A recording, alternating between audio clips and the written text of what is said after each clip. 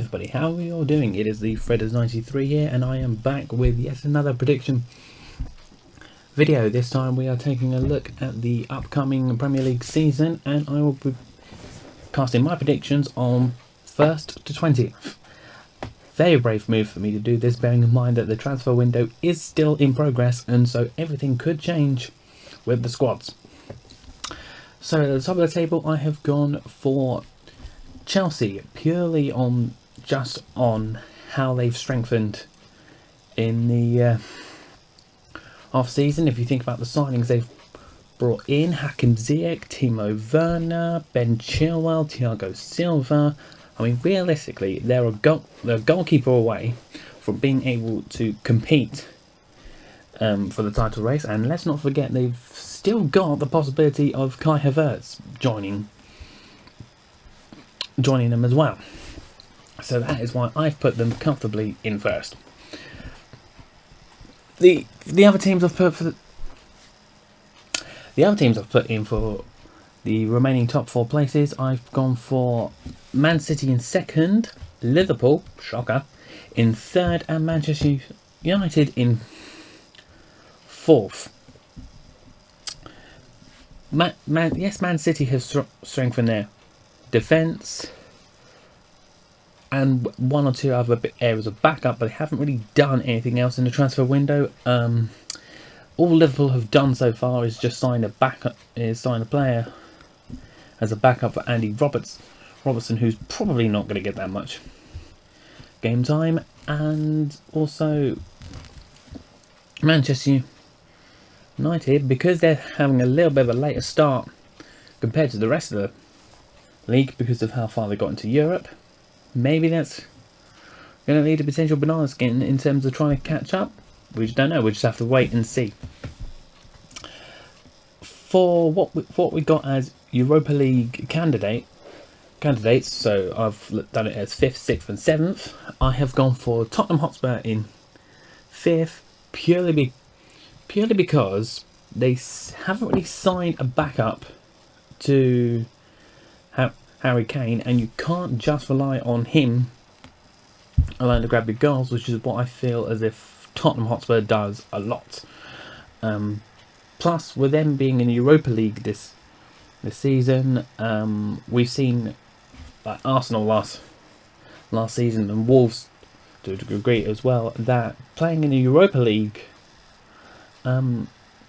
has a bit of a disadvantage for you in regards to how you perform in the Premier League.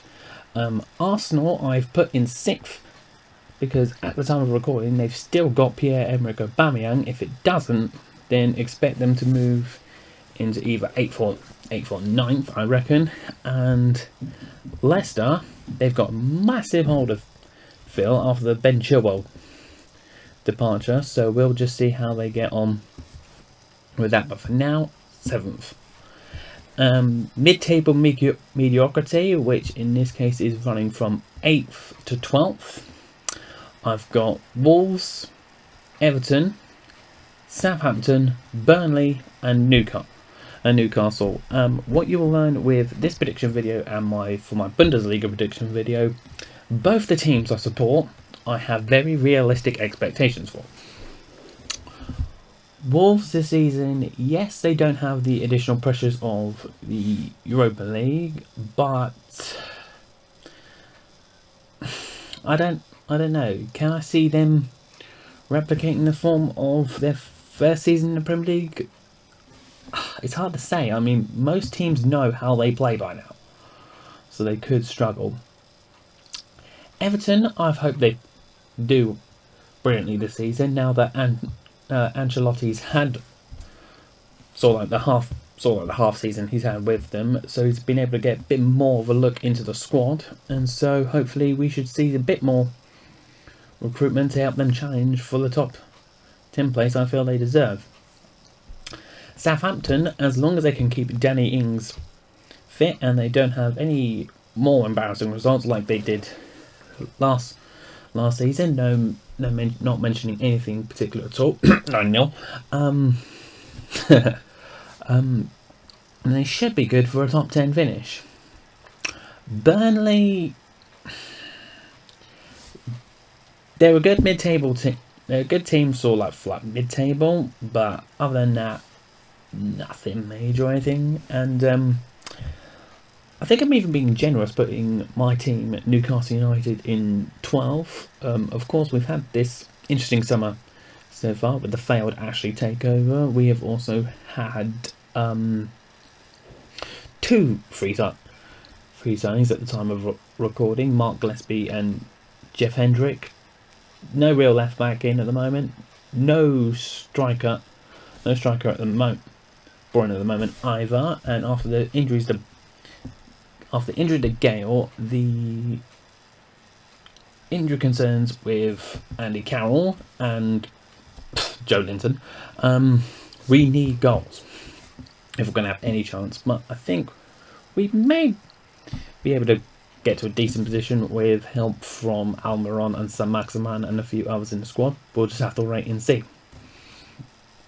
Surviving relegation, aka 13th to 17th, I have got in the following order. We've got West Ham United in 13th because they need to do better than they did last season. They just narrowly escaped relegation.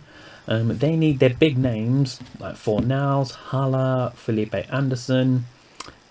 They need them hitting form consistently, quickly as well. Otherwise, it's going to be a very long season for them. Crystal Palace, I've got to survive because at the moment they've still got Wilfred Zaha.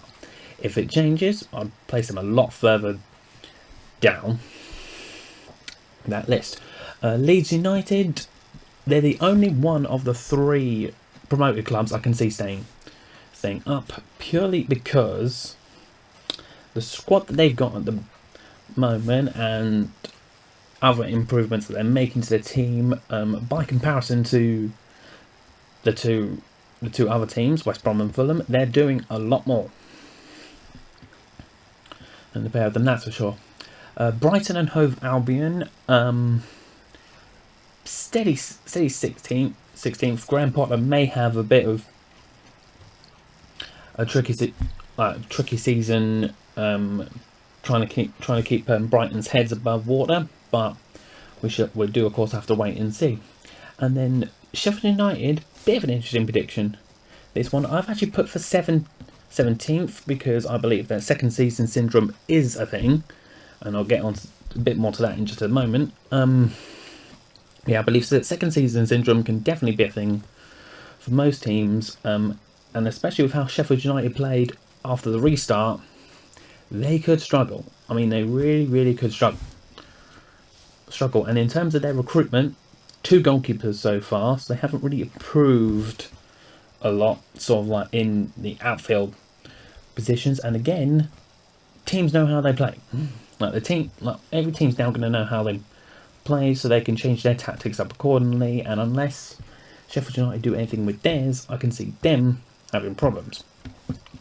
And then on the way to the Championship, so the bottom 3, I've got Aston Villa in 18th. If they sell Grealish, I can see them swapping with Fulham, who I've put in 20th. Again, the whole thing with second season syndrome. Other teams are going to know how you play. They're going to focus on Jack Grealish, and if it can keep Jack Grealish silent, you'll be able to keep Villa silent, in my honest opinion.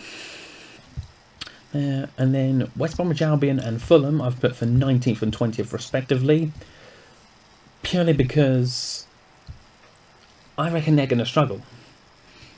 I mean, yes, coming up is not going to be easy, but you've got, in both squads, you've got largely unproven, like players unproven in the Premier League. I know that's rich for me to say that with Fulham's squad, with them having been in the Premier League more recently than West Brom, but the point still stands. Both of these teams have got young and inexperienced squads, and only time will tell what happens with that. So those are my predictions. Let me know if you think I've got any spot on, or if you think I'm totally wrong. Maybe let me know in the comments what you guys think for yourselves. Do leave this video a like, subscribe if you're new, and we'll see you in the next video very soon.